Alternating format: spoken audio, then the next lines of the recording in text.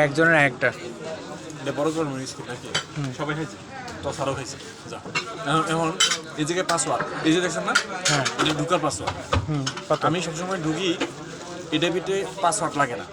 কিন্তু আপনার স্যারের আইডি কি আপনি জানেন না জানেন না আচ্ছা ঢুকেন একটা আচ্ছা ঢুকেন এটাতে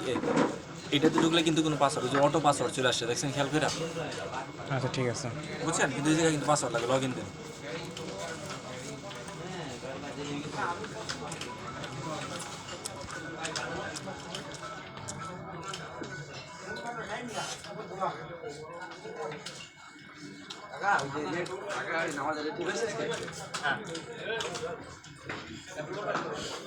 না বেটা শিখতেছে